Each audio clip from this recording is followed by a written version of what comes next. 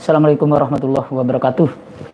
Pemirsa, kita berjumpa kembali di acara Spektrum, kajian spesifik untuk kemaslahatan ummah.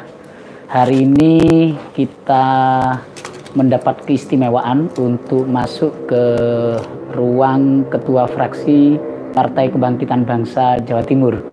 Ini mengulang Pak Fauzan. Saya 4 tahun yang lalu, tapi dialog khusus dengan Ketua Fraksi saat itu Gus Badrut Tamam saat itu. Alhamdulillah ya. Sekarang jadi bupati. Mudah-mudahan Ketua Fraksi yang sekarang bisa mengikuti lelampah apinya sehingga jadi bupati. Amin. Gubernur lah ya. Nggih, gubernur.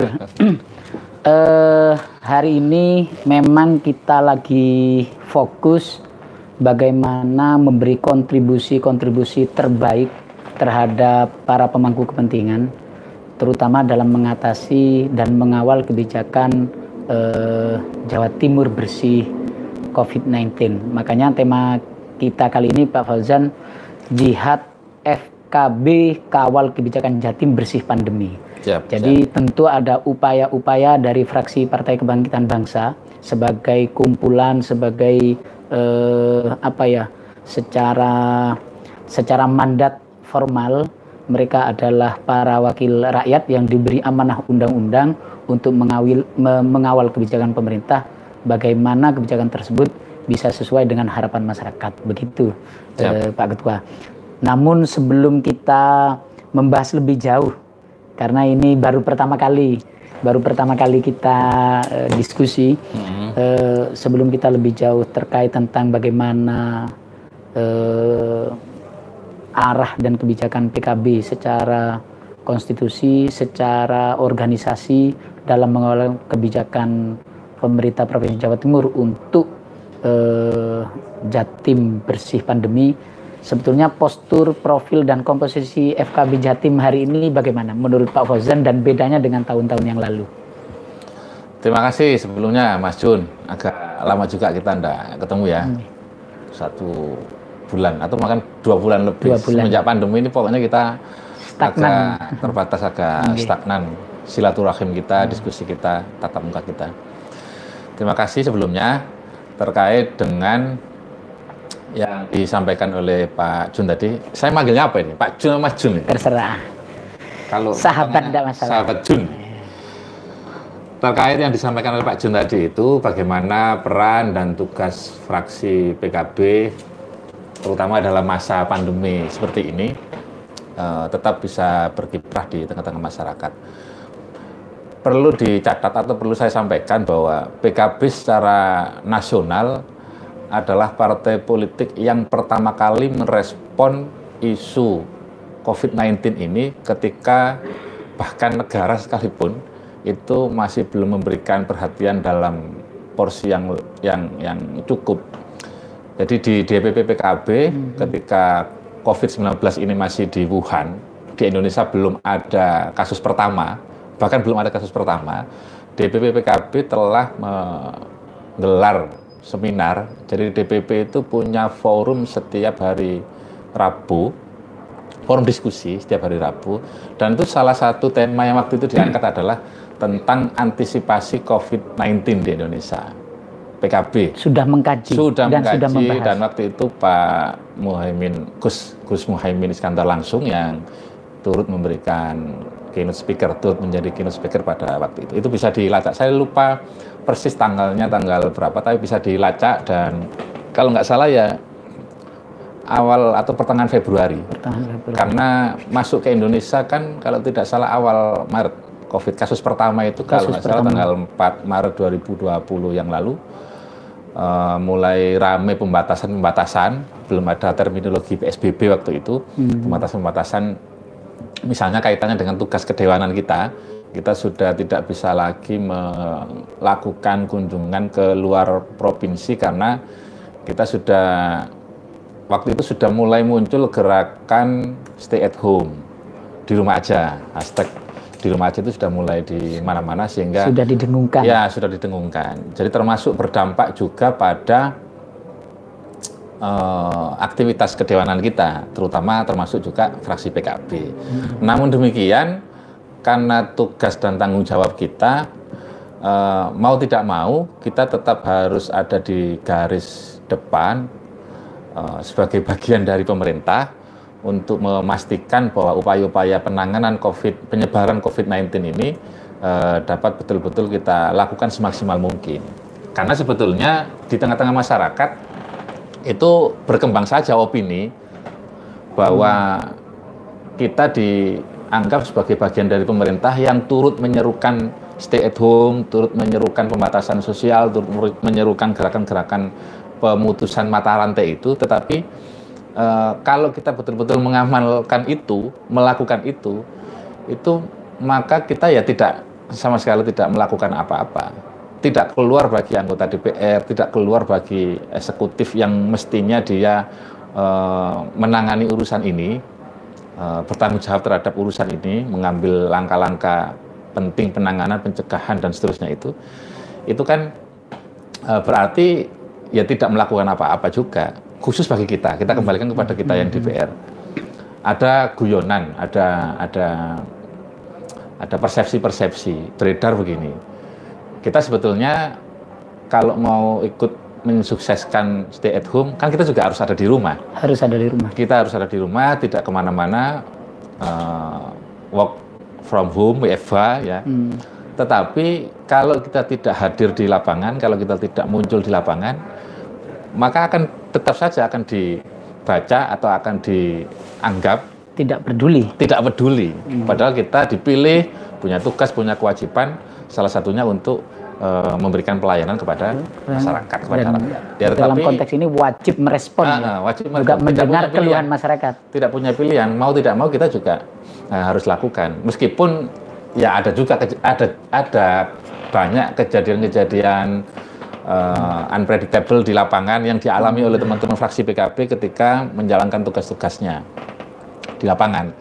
Jadi misalnya ketika mau masuk Surabaya lewat Aru, kan itu kan ditanya itu.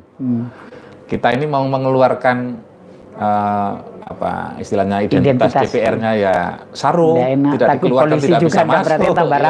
Berkali-kali itu, termasuk yang di Suramadu, di Gresik. Ada cerita-cerita seperti itu. Lalu apa sih yang dilakukan DPR? Kan kita tidak punya fungsi eksekutorial. Jangan lupa bahwa untuk memastikan sistem pemerintahan ini tetap berjalan sebagaimana mestinya, sesuai dengan ketentuan peraturan perundang-undangan yang berlaku, kita sesuai dengan tingkatan kita, mau tidak mau kan dalam rangka memastikan sistem itu tetap berjalan, rapat-rapat eksekutif yang di situ mau tidak mau harus dihadiri oleh legislatif, pengambilan keputusan bersama seperti yang sekarang juga sedang berlangsung di sebelah LKPJ ini ya. LKPJ ini kan tidak mungkin dilakukan penundaan, harus ada yang hadir di sidang paripurna, kemudian kita persilakan kepada yang lain mengikuti video conference dari rumah. Nah, artinya quorum tetap terpenuhi, proses-proses pemerintahan antara eksekutif dan legislatif tetap dapat terlaksana, sehingga ini kan kaitannya juga dengan penanganan COVID juga. Artinya butuh sebuah upaya yang kreatif pasti, di tengah PSBB. Kalau sekarang lebih ketat lagi PSBB, namun tetap bagaimana Dewan itu harus bisa melayani dan bekerja untuk rakyat, begitu Ketua. Seperti kemarin APBD kita ini kan dialokasikan untuk penanganan COVID 2,38 T. Dari mana uang itu? Kan tidak bisa semata-mata langsung eksekutif menganggarkan 2,38 T untuk keperluan penanganan COVID. Kan tidak bisa, harus ada legislatif di situ. Legislatif juga bagaimana dalam suasana seperti ini kita mau diundang, mau dikumpulkan, maka pimpinan-pimpinan lebih dulu diajak ngobrol dan seterusnya. Lahirlah turunnya Perpu 1 2020 waktu itu tentang efektivitas keuangan, kemudian juga ada Perpres nomor 1 tahun 2020 kalau nggak salah oleh pemerintah daerah ditunda lagi dengan penghentian sementara, realokasi, refocusing APBD, percepatan pengadaan dan seterusnya. Itu semuanya padahal kita sudah punya postur APBD, tetapi karena ada Perpres, ada Perpu ini, yang kemudian mengharuskan itu hampir kita, bersamaan dengan hampir bersamaan pembahasan PAD ya kan? Oh ya, kalau tidak salah ya PAPBD untuk 2020 ini. Nah, kalau dalam konteks kefraksian yang mana kalau kita pahami fraksi itu kan kepanjangan tangan partai. DPP PKB Jawa Timur melalui setelah ada instruksi dari DPP PKB sebelum adanya PSBB di Surabaya Raya, ketika sudah mulai muncul korban ya, waktu itu ingat saya pertengahan Maret kalau tidak salah, kita sudah membentuk Satgas COVID PKB lawan COVID. Satgas, bukan Satgas, Posko PKB lawan COVID-19. Instruksi dari Ketum langsung, kalau instruksi dari Ketum langsung, dan kebetulan untuk konteks Jawa Timur saya diminta sebagai ya istilahnya komandannya karena ketua fraksi. Nah, justru dengan kita secara kepartaian membentuk posko COVID itu, tugas-tugas atau solidaritas kita dalam konteks penanganan COVID ini justru lebih terarah atas himbauan partai ini. Jadi berbaginya ada, tindakan-tindakan pencegahannya ada, macam-macam. Kebetulan dalam waktu 1 bulan terakhir ini belum termasuk yang sudah dilakukan atau yang dikerjakan oleh teman-teman DPC, yang DPW lakukan saja. Ini sampai sekarang masih terus berlangsung secara bertahap pengiriman sembako. Kalau tahap pengiriman bantuan masker sudah beberapa waktu yang lalu 150.000 DPW saja itu. DPW saja. 150.000 masker, kemudian disinfektan yang kita distribusi kepada relawan-relawan untuk disemprotkan. Dan tempat cuci tangan. Di tempat-tempat yang dibutuhkan, tempat cuci tangan, termasuk hand sanitizer juga kita bagikan. Waktu itu hand sanitizer ada sekitar kurang lebih 10.000-an kita bagikan. Terakhir ini sembako, mungkin karena sekaligus momentum menyambut Lebaran. Pak Ketua, sebetulnya kebijakan inti yang dikeluarkan oleh DPW PKB Jawa Timur secara struktural dan organisatoris atau DPP PKB, arahan apa selain pembentukan ini kebijakan spesifik yang dikeluarkan oleh PKB untuk menanggulangi dan menangani wabah COVID-19 ini, yang itu secara formal diinstruksikan terhadap DPC misalnya, terutama kepala-kepala daerah yang itu dari PKB. Ya, untuk teman-teman kepala daerah yang dari PKB, kemudian teman-teman pimpinan DPRD yang dari PKB, dan hampir seluruh kabupaten kota yang kita punya perwakilan di legislatif, tentu dengan tupoksinya masing-masing sudah diinstruksikan oleh DPP PKB agar memberikan perhatian secara maksimal kepada, saya sebut saja misalnya guru ngaji, kemudian petani-petani di desa, guru madin, kalangan-kalangan pesantren lah ya, kalangan kita memang masyarakat NU Nahdliyin, yang harus kita yakini bahwa mereka adalah terdampak paling banyak kalau kita bicara dalam konteks Jawa Timur. Bentuknya seperti apa? Bentuknya macam-macam. Karena kalau kita baca model-model kepedulian atau program yang sudah dilakukan pemerintah, ini kan ada yang sifatnya APBN, ada yang sifatnya APBD. Yang sifatnya APBN katakanlah ada PKH, ada BLT, dana desa, ada bantuan pangan non tunai, ada bansos tunai dari Kemensos, ada prakerja. Prakerja ini memang agak susah dilakukan tracking data karena mereka secara mandiri daftar di link yang dikeluarkan oleh Kemenaker ya. Kemudian ada bantuan yang dari APBD provinsi dan ada bantuan yang dari APBD kabupaten kota. Nah, ini diinstruksikan kepada teman-teman yang jadi kepala daerah atau di daerah yang tidak ada kepala daerahnya dari PKB, maka kita minta legislatif yang dari PKB untuk turut serta melakukan pengawalan. Ini yang sifatnya programatik. Sebetulnya kalau ini sudah relatif berjalan, tinggal kita lakukan penyempurnaan sambil berjalan, karena itu instruksi sudah sekitar 1 bulanan yang lalu. Nah, yang ada sekarang ini, yang pada tahap berikutnya ini, yang sudah mulai kita lakukan juga, meskipun baru beberapa tempat, belum bisa secara maksimal, adalah antisipasi ketahanan pangan masyarakat. Model-model langkah yang kita lakukan ya macam-macam.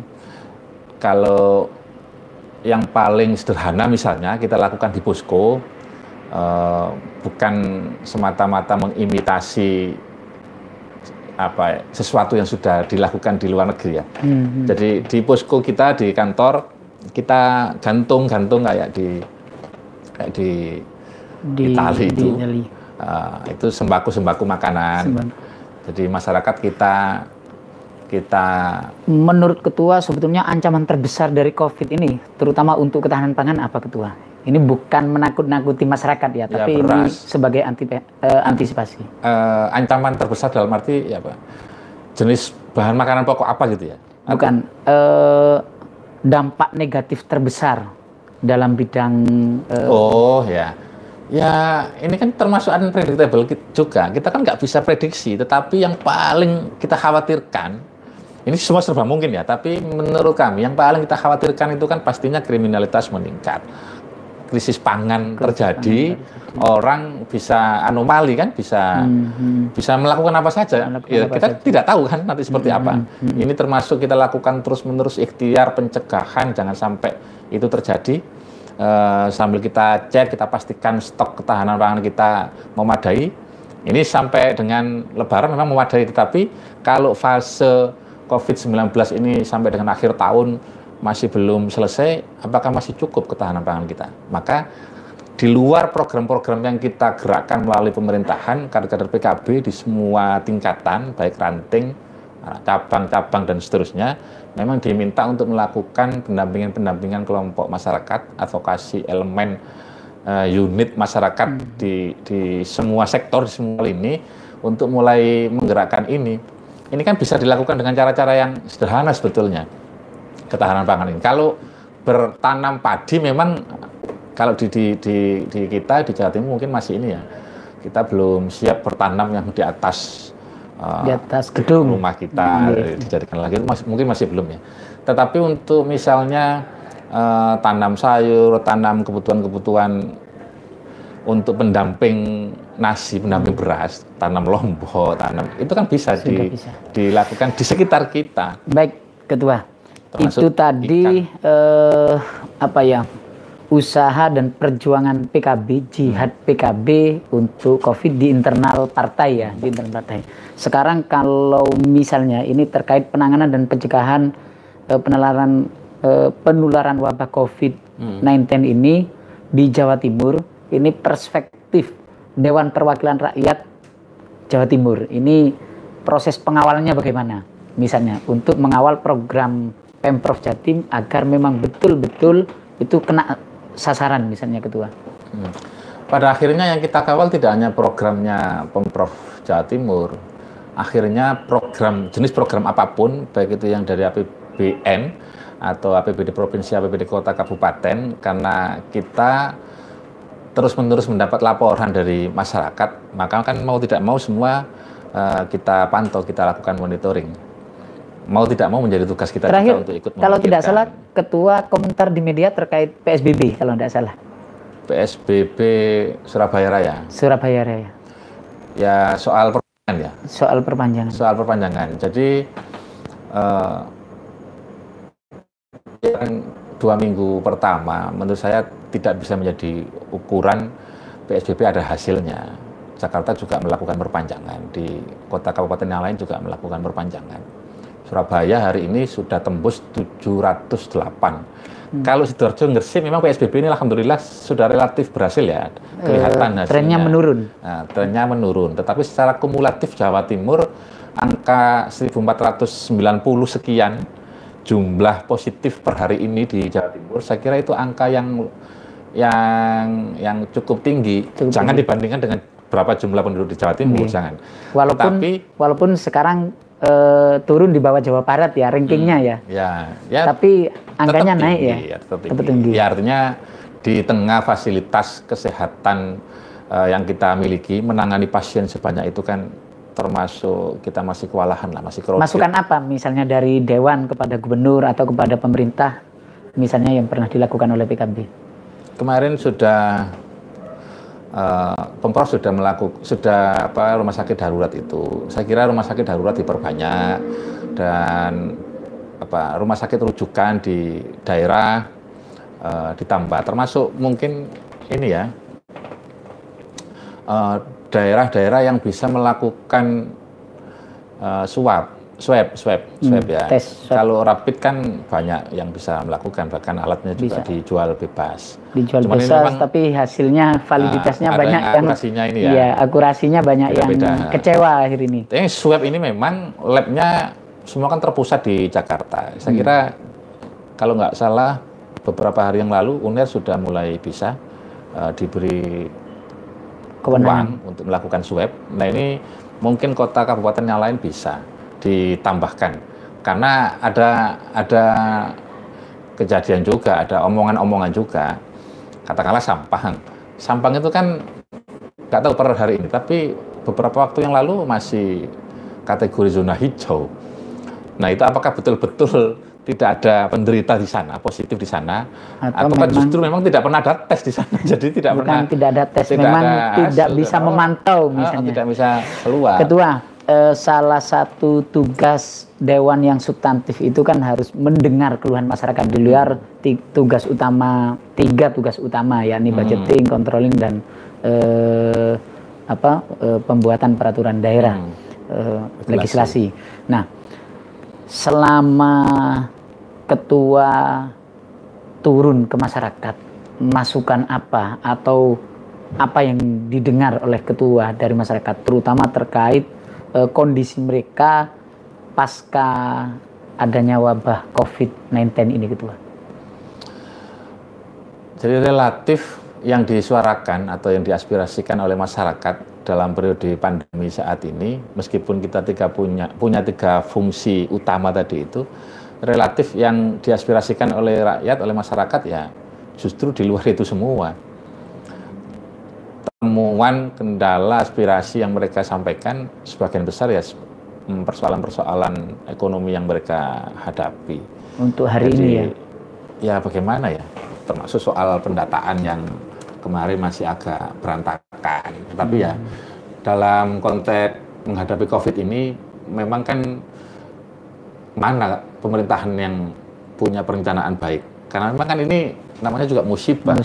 Tiba-tiba ya artinya beda ya kalau misalnya ketemu bulan ini akan ada COVID-nya, baru sekarang direncanakan 5 bulan ini kan memang hari ini akhirnya data yang ada itu dulu kan begitu memang. Iya.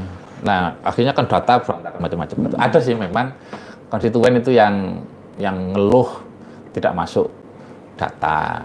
Data kan selama ini diambil dari DTKS, edaran KPK juga DTKS. DTKS ketika sudah nggak update lagi maka diupdate dengan melakukan musyawarah desa.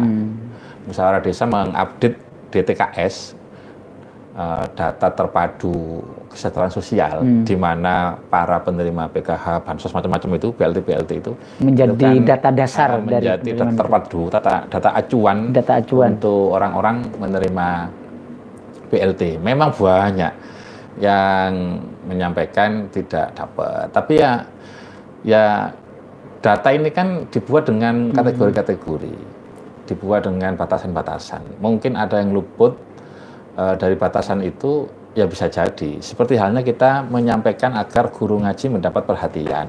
Ya mohon maaf, memang tidak semua guru ngaji itu kondisinya serta-merta layak untuk mendapat bantuan. Kalau dilihat dari sisi ekonominya. Belum tentu, mungkin dia kalau mau dibilang profesi kan juga tidak, guru ngaji ini kalau madin gitu ya, gaji wis gak sepiro, kemudian ono pandemi gak ngajar, gak dapat pemasukan dan seterusnya. Padahal dia sebetulnya, mohon maaf misalnya dilihat dari sisi rumahnya, dia rumahnya bagus. Dia kemudian walaupun rumahnya mertua misalnya, punya lahan pertanian, ya dia kan nggak layak. Tapi menurut kita dia layak. Guru tani ini, guru ngaji ini layak. Kenapa? Karena dia kan juga bagian dari yang terdampak di masyarakat. Wong dia pekerjaannya hilang karena pandemi ini, kan layak sebetulnya. Dan kita secara politik juga memandang teman-teman guru ngaji ini memang jarang mendapat perhatian dan harus kita perhatikan. Ada yang berkesan, kalau pengalaman saya pribadi berkesan begini. Honor perawat Ponkesdes, Pondok Kesehatan Desa di Jawa Timur. Jadi Ponkesdes itu dibentuk berdasarkan Perda nomor 6 tahun 2000 berapa saya lupa, 2000 nanti bisa dicek ya. Itu dulu eranya Pak Dekarwo. Dibentuklah Ponkesdes. Ponkesdes itu honornya sharing dari provinsi dan dari kabupaten. Nah, biasanya dari provinsi itu terjadi keterlambatan sampai dengan 6 bulan begitu baru cair. Sebetulnya termasuk 2020 ini.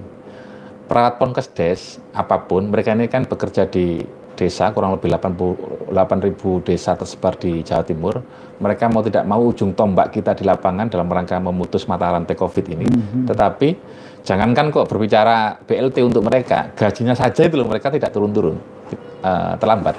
Biasanya itu sampai dengan 6 bulan. Alhamdulillah kemarin kita suarakan. Sampai 6 bulan ya? Biasanya sampai 6 bulan. Alhamdulillah kita suarakan kemarin dan ya langsung cair, langsung direalisasikan. Berarti kan ya kalau dihitung Januari memang terlambat sampai dengan berapa ini? 4 bulan mau 5 bulan ya. Tetapi COVID-nya itu kan anggaplah Maret, April.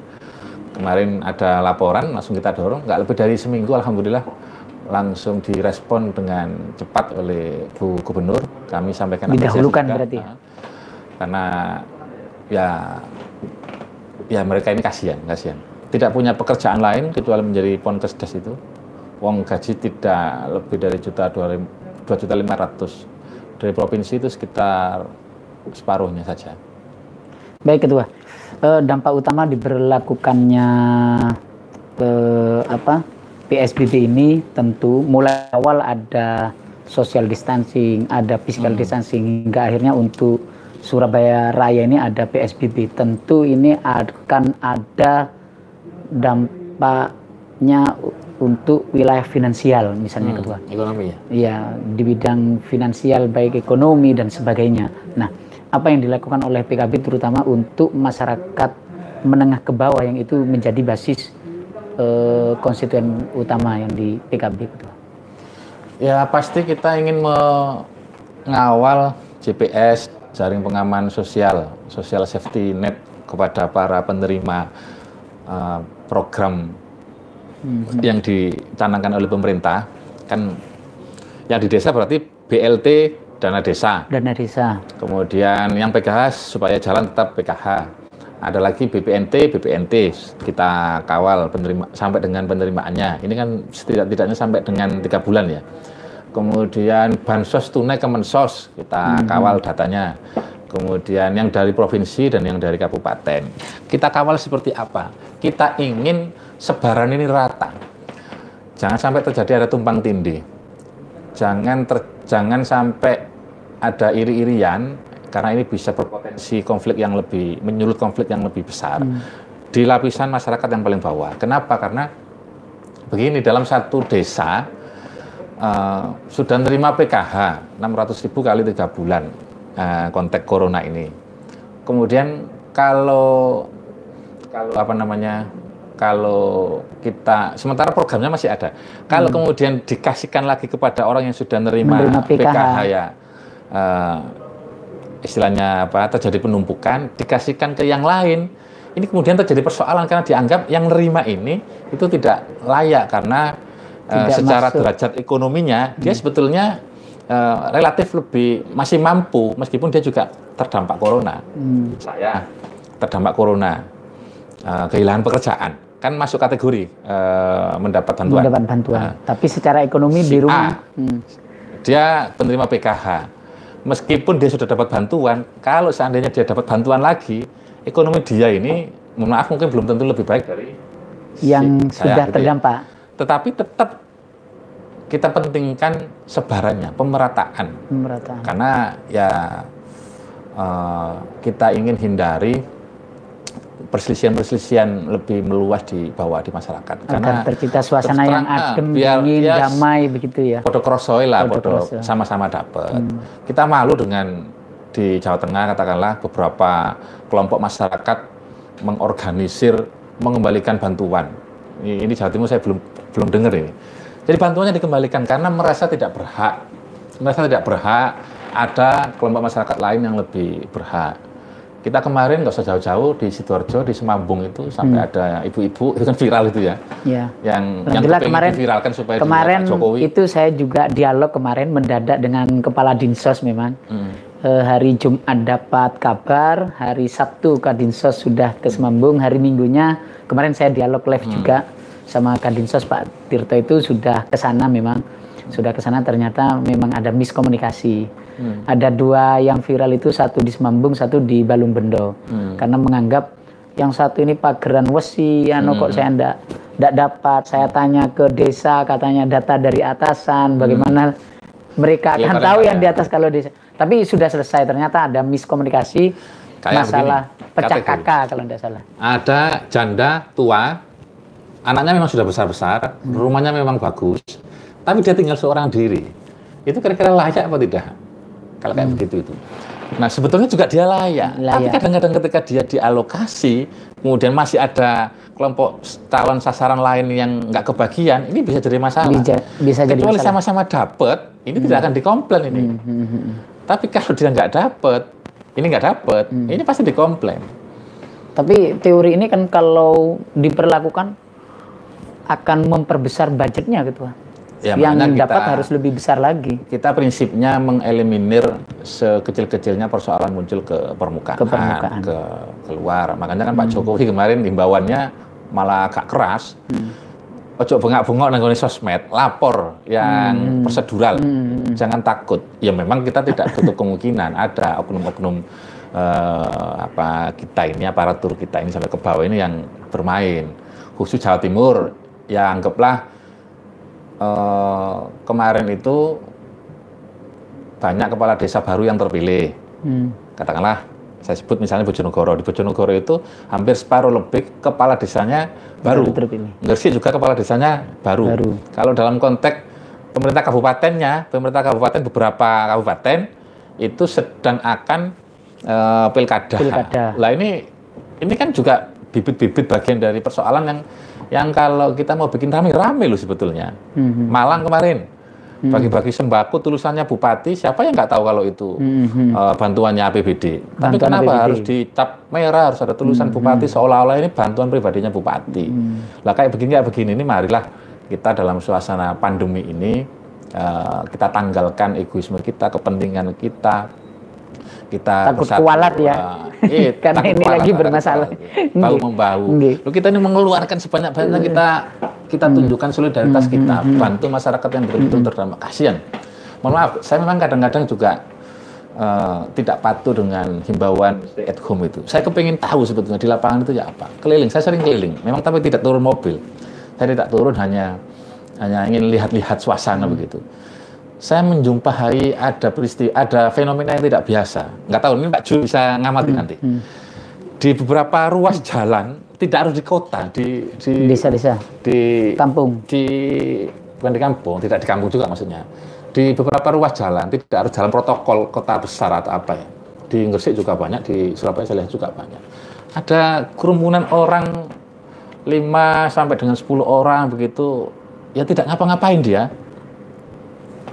Mohon maaf, kayak sedang menunggu sesuatu begitu. Ini ya memang harus diriset lebih serius ya. Ini sebetulnya gejala apa? Ini orang-orang ini sedang nunggu bantuan, orang-orang ini sedang memang nganggur, tidak ada pekerjaan, kemudian membutuhkan menunggu uluran bukan bantuan. Di depan gang ya. Kalau di Sidoarjo itu banyak orang di depan gang, tapi memang jaga portal hari ini memang. Oh enggak, lain. Oh beda ya? Lain. Kecuali yang karuan misalnya di Surabaya itu, di dekat kantor PKB misalnya, dari Masjid Agung lurus mau ke kantor itu kan, kalau saya pernah cek pagi itu berulang-ulang saya lihat itu lain karena dia jelas-jelas petugas kebersihan. Dia bergerombol gitu. Habis nyapu duduk bareng. Istirahat ya. Ini tidak. Coba dicek di Darmo. Saya pulang ke Gresik. Atau memang Nyun Sewu, mudah-mudahan salah. Hari ini kan memang di tempat-tempat perumahan di kampung itu kan setelah ada social distancing ini ada larangan pengamen dan pengemis masuk hari ini. Bisa jadi. Nah, mungkin ini yang mudah-mudahan tidak biar ini tersampaikan lah kepada siapapun aparat Satpol PP dan siapapun untuk bertanya minimal mudah-mudahan tidak meresahkan. Maksud saya yang mau saya gambarkan itu betapa masyarakat menjerit itu betul. Asli betul. Saya di rumah berkali-kali orang datang minta beras 1 kilo. 1 kilo bukan banyak kilo. Minta beras. Di antara satu hashtag kita Ketua yang kita viralkan itu adalah gerakan noleh tonggo. Ini agar tidak terjadi ada tetangga kita yang kelaparan, kelaparan atau terdampak COVID ini dan kita tidak paham. Tanggapan Ketua bagaimana? Ya, saya setuju sekali. Kita ini istilahnya kalau bertetanggaan itu kan selamanya. Kita lahir, hidup, mati, meninggal, kan yang akan membantu kita, yang kita akan minta tolong kan tetap tetangga. Jadi kita tidak bisa lepas dari status kita makhluk sosial, kita punya tetangga ya sudah. Itu ya yang tadi di awal-awal saya singgung, DPW PKB kantor kita setiap hari kita cantolkan di pagar-pagar itu tidak kurang dari 100 paket, ya tidak banyak nilainya. Ya kadang habis, kadang nggak habis. Kita cantol-cantolkan begitu dan masyarakat bebas untuk ngambil. Ini di luar paket sembako yang memang kita bagi massal ke DPC ya, ke kabupaten kota. Total sampai dengan 50.000 paket sembako kita tiap hari. Mungkin nanti tanggal 16 puncaknya kita mau undang teman-teman media untuk lakukan liputan. Karena agak repot juga. Ini partai politik sebetulnya sedekah beramal itu kan tidak boleh ditampak-tampakkan. Tapi karena ya saya lihat ini siar juga untuk mengajak yang lain. Biar dicontoh oleh organisasi. Ya bareng-bareng, intinya biar bareng-bareng. Almarhum Deddy Kempot saja bisa dalam satu malam. Berapa tadi kemarin? Berapa M? 7M ya? 7M. Deddy Kempot luar biasa itu. Ketua. Ini sudah hampir 1 jam kita berdiskusi ternyata. Kalau ini kita bisa mengulang diskusi kita, dampak paling negatif dari mewabahnya virus COVID-19 ini menurut Ketua apa? Dampak baik negatif, secara politik, secara ekonomi, dan terutama bagi saya di luar secara politik dan ekonomi adalah secara psikologi sosial Ketua. Apa dampaknya Ketua? Ya, semua sebetulnya dengan musuh yang tidak kelihatan ini kan terdampak. Pariwisata jelas, kelaparan jelas, ekonomi ya, masyarakat tidak punya penghasilan, daya beli turun, macam-macam turun semua, perusahaan mem-PHK, merumahkan karyawan-karyawannya, mau lebaran tidak ada THR, pemerintahan juga ikut terganggu, tidak bisa efektif dan maksimal, pilkada juga ditunda kemarin, ini bahkan penundaan pilkada Desember. Pilkades ini tidak jelas. Pilkades nggak jelas. Di beberapa daerah. Ya. Tapi di atas semua itu, di luar itu semua, yang paling kita khawatirkan krisis ini ya, krisis kepercayaan masyarakat bahwa ini akan bisa diselesaikan oleh pemerintah. Ini kan tidak hanya kita bertumpu kepada pemerintah ya, tidak hanya bertumpu kepada orang di sekitar kita, tetapi kan juga kita ada keyakinan manusia beragama dan seterusnya. Karena sampai kapan kita harus seperti ini kan begitu? Ya. Mulai dari lockdown. Kalau ancaman yang paling nyata ya kriminalitas, orang nggak bisa makan, Pak, dilarang keluar, bantuan belum nyampe, ya memang resikonya apa? Orang berpikirnya pendek. Sedang yang di dalam sel dikeluarkan karena supaya tidak terjadi penularan, memutus mata rantai, tapi yang sudah diasimilasi, sudah dikeluarkan, baru 1 hari, baru 2 hari, sulit makan juga, ngerampok lagi sudah dia. Iya, sudah. Ini baru 1-2. Di tengah itu beredar video-video, banyak video-video tentang begal dipukuli, dipukuli. Takut. Saya ini apa begitu? Secara politik, secara apa menurut Ketua? Gejala apa? Begitu maksud saya yang ingin saya tanyakan. Ya gejala, tapi jangan sampai terjadi. Yang tadi saya singgung, bisa anomali, bisa orang bebas bertindak, melakukan apa saja karena ya nekat. Pikirannya apa lagi yang ada di kepalanya kalau? Kita harus berpikir optimis, Ketua. Harapan apa yang akan diberikan? Harapan apa? Bahwa kepada masyarakat, diberikan kepada masyarakat bahwa pemerintah bisa menangani ini. Dan terbaru penelitinya UNER kan memprediksi pertengahan Mei ini puncak kurva pandemi COVID-19. Ya mudah-mudahan kan dari sekian banyak prediksi hasil riset, baik yang di dalam negeri, di luar negeri, Singapura, Amerika kan banyak yang memprediksi. Termasuk yang prediksi-prediksi di Indonesia. Yang terbaru, kalau nggak salah kemarin saya baca di salah satu media online dari UNER, itu prediksinya pertengahan Mei ini sudah puncak pandemi. Kalau target presiden kan beberapa waktu yang lalu kalau nggak salah bulan Juni ya. Juni. Sebelum pokoknya Agustus bersih.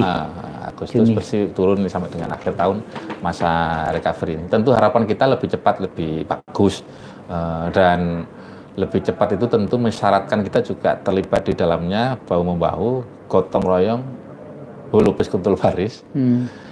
Tidak bisa menumpuhkan seluruh urusan ini kepada pemerintah, kami yang duduk di pemerintahan untuk menyelesaikan persoalan ini apalagi dalam waktu yang segera, tetapi juga butuh partisipasi dari masyarakat secara keseluruhan.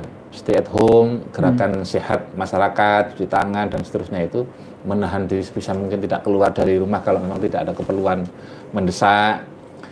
Karena dalam tempo yang lama, mohon maaf Pak Jun, sahabat Jun, dalam tempo yang lama ini, ya masyarakat jenuh, saya jenuh, mungkin sampean juga jenuh, semuanya jenuh. Sampai sejauh mana kita mampu melawan kejenuhan kita sendiri itu untuk tetap sesuai dengan protokol, belum tentu. Kadang-kadang kita ini dihadapkan dengan ketidakyakinan yang kita sendiri tidak tahu apakah itu betul apa tidak. Seperti misalnya ada PSBB yang diterapkan di beberapa kabupaten yang kemudian turunannya ke desa-desa itu, lalu dia sampai lakukan blokade antar batas desa. Masuk ke desa tertentu dilakukan semprotan disinfektan dan seterusnya ya. Nah, kita tidak pernah tahu, makanya kita tidak yakin, kita tidak pernah tahu sebetulnya disemprot ini efektif apa tidak. Kan contoh kayak begini. Tapi kalau itu bagian ikhtiar lah dari masyarakat. Ya, memang itu bagian dari ikhtiar dan menurut saya dampaknya hanya kepada bagaimana kita punya habit untuk antisipasi.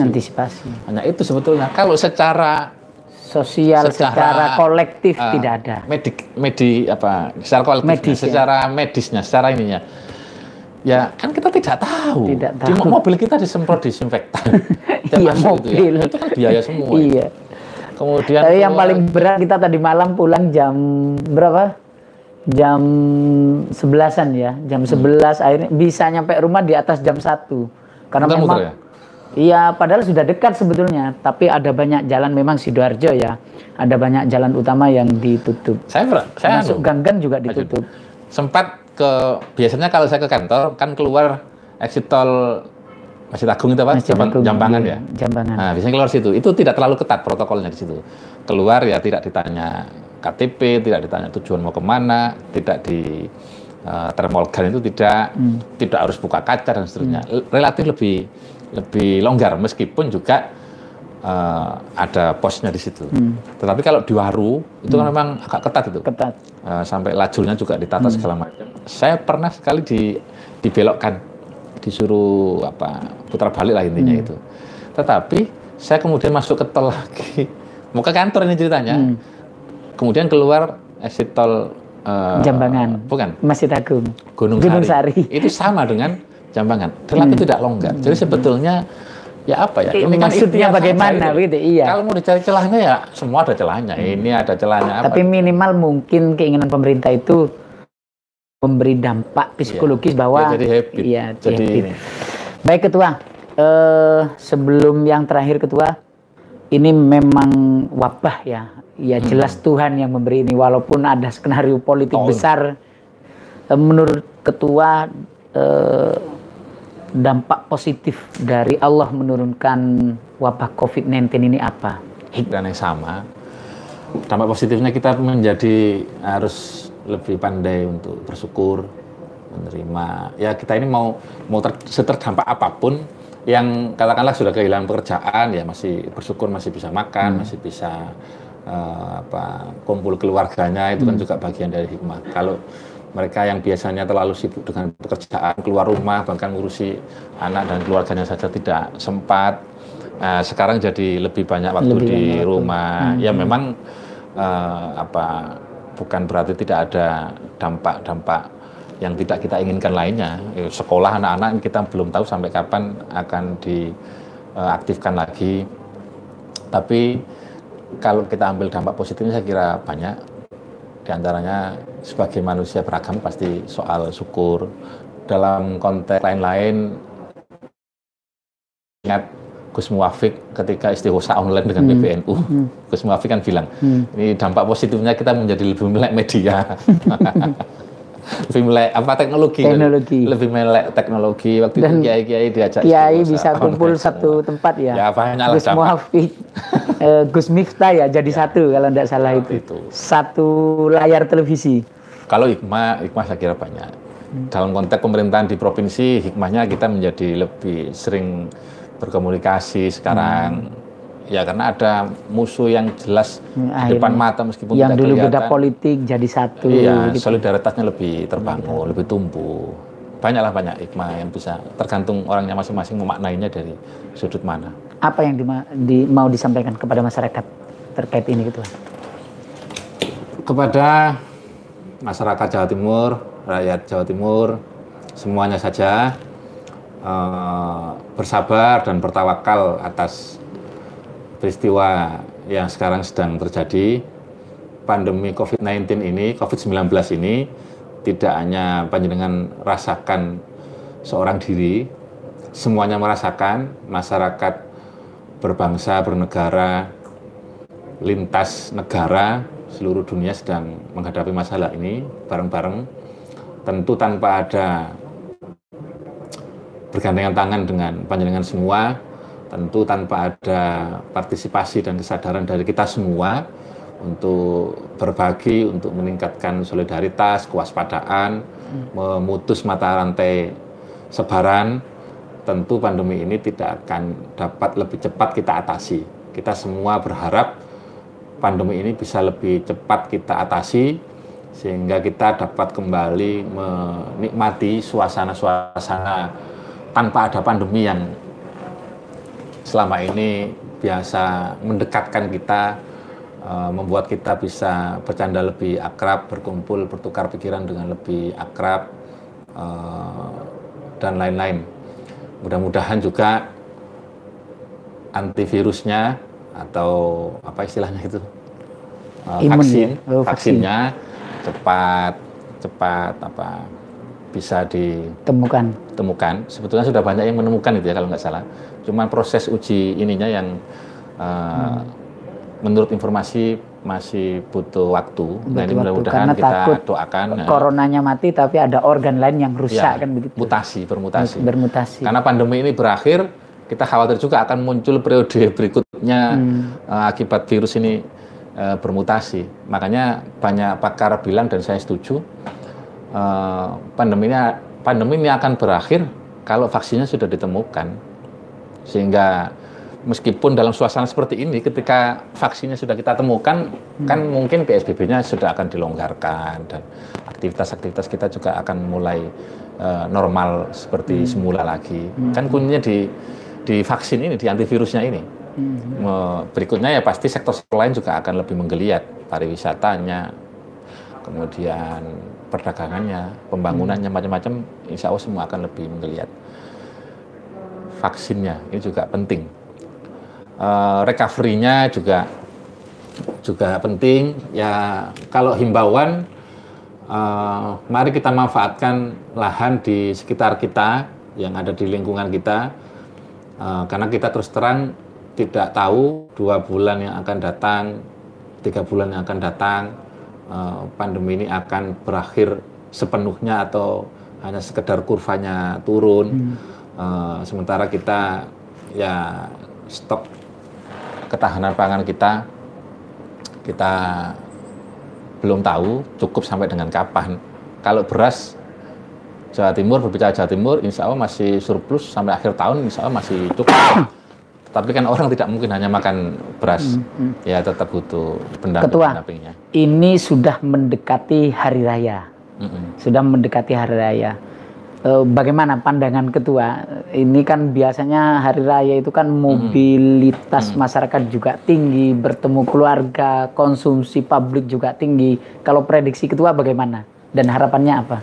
Prediksinya kalau 100% orang diminta taat, patuh dengan himbauan protokol pemerintah, ya pasti tidak mungkin. Yang paling penting aparatur penegak aturan-aturan kita itu jangan represif, ya tetap bagaimanapun sepersuasif mungkin. Karena ini kan semacam ada vis a vis antara kultur dan dan musuh dan corona ini loh. Jadi kita kan biasanya Ramadan kita punya kultur, punya budaya yang ngabuburit, ya membangunkan orang sahur-sahur itu, cari apa ya, biasanya berbagi yang hari ini makanan, mulai sudah berkurang itu Ketua ya? Ya berkurang, memang berkurang gara-gara kita dibatasi secara sosial untuk saling dekat dengan yang lain. Sholat tarawih saja ya tidak seperti biasanya kan, kalaupun toh ada yang melaksanakan sholat tarawih tidak bebas, sudah ada himbauan baca surat-surat yang pendek saja bagi masjid yang masih boleh melaksanakan. Agar tidak terlalu lama. Agar tidak terlalu lama mengumpulkan masyarakat. Waktu untuk berkumpul itu. Ketua, bisa diulang sekali lagi Ketua. Komitmen PKB untuk mengawal kebijakan Provinsi Jawa Timur dalam menangani virus COVID-19 ini sesuai dengan harapan masyarakat. Ya, fraksi PKB DPRD Provinsi Jawa Timur bersama-sama dengan fraksi PKB DPRD Kota Kabupaten se-Jawa Timur bertekad akan ada selalu bersama-sama dengan masyarakat, melayani apapun kebutuhan masyarakat dan bersiap dan memperjuangkan aspirasi apapun yang diperjuangkan oleh masyarakat. Jadi jangan sampai lagi merasa ada sekat atau jarak dengan kita, karena pemerintah atau eksekutif bekerja bukan robot, bukan malaikat yang bisa langsung 100% memuaskan harapan masyarakat di tengah situasi pandemi ini. Perlu kita yang ada di fraksi, yang ada di legislatif untuk juga terlibat mengingatkan, memberikan saran dan masukan kepada pemerintah bahwa masih ada persoalan di tengah-tengah masyarakat yang perlu mendapatkan sentuhan-sentuhan langsung, perlu mendapatkan perhatian langsung dari pemerintah selaku yang memang eksekutorial kebijakan di lapangan. Karena kita kan sekedar fungsi kontrol saja, fungsi kontrol, fungsi mengaspirasikan, fungsi-fungsi yang sama sekali bukan fungsi pelaksanaan atau eksekutif, karena kita memang bukan eksekutif.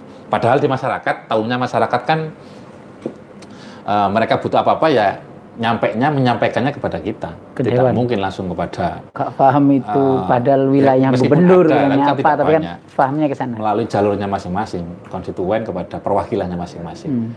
Nah, kita bertekad untuk melaksanakan aspirasi, memperjuangkan aspirasi tidak hanya konstituen PKB tetapi masyarakat Jawa Timur secara keseluruhan.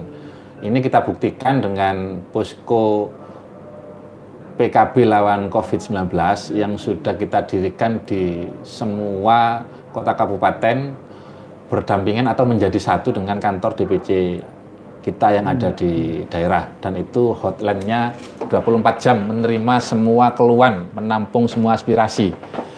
Nomor kontaknya sama dengan nomor kontak atau nomor telepon DPC kita masing-masing. Itu semua persoalan disampaikan, mau ada misalnya harusnya berhak BLT tidak dapat BLT, sampaikan, nanti kita akan bantu advokasinya. Keluhan misalnya apa saja bisa disampaikan untuk kita perjuangkan.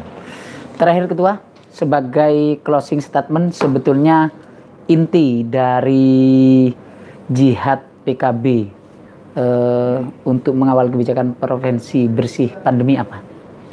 Sebagai closing statement. Filosofinya kan jelas bahwa ini keselamatan rakyat adalah hukum tertinggi. Ya. Jadi salus populis supreme leg. Keselamatan rakyat adalah hukum tertinggi. Itu maksudnya bagaimana? Jadi apa tadi yang disampaikan Mas Jun tadi? Konkretnya fraksi PKB gitu ya? Iya. Ya kita ingin bersama-sama dengan pemerintah, bersama-sama dengan masyarakat, seluruh elemen memastikan bahwa mau ada pandemi, ini kan macam-macam ya. Ada yang bilang ini konspirasi, ada yang bilang ini ya wabah, ujian dari Allah dan seterusnya. Kita mau sampaikan ini apapun, kalau kita siap, mau ini konspirasi, mau apapun, insya Allah ini akan segera kita lewati dengan baik. Ini seperti janji Allah juga bahwa tidak ada persoalan yang tidak ada jalan keluarnya diberikan kepada hambanya. Jadi yakinlah bahwa ini akan segera berakhir, ini akan segera kita atasi, dan kita akan hidup seperti sedia kala. Baik Ketua, 1 jam kita berbicara ini tak terasa. Terima kasih atas waktu yang diberikan. Terima kasih. Pemirsa, kita tutup sejenak.